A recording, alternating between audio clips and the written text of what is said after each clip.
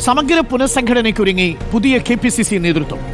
പാർട്ടിയെ ശക്തിപ്പെടുത്താനെടുക്കുന്ന ഏത് തീരുമാനത്തിനും പൂർണ്ണ പിന്തുണയുണ്ടെന്ന് രാഹുൽ ഗാന്ധി പൊതുനേതൃത്വത്തെ അറിയിച്ചു.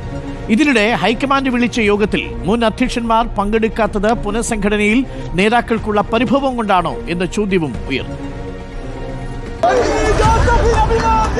അതിനിർണായക തിരഞ്ഞെടുപ്പുകൾ പടിവാതിൽക്കൽ വന്നു നിൽക്കെ സംസ്ഥാന കോൺഗ്രസിന് നവോന്മേഷം പകരാൻ പൊതുനേതൃത്വം തിങ്കളാഴ്ചയാണ് ചുമതലയേറ്റത്.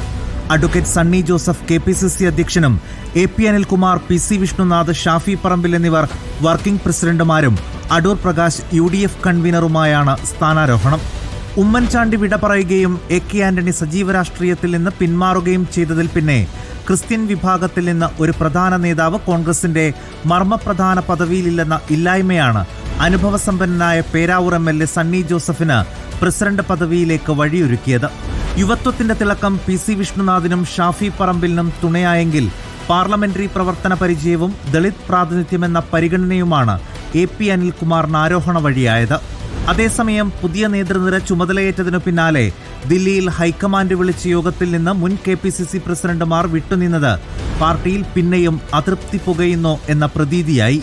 K Sudhakaran, K Muraleedharan, Mullappally Ramachandran, VM Sudheeran എന്നിവരാണ് വിട്ടുനിന്നത്.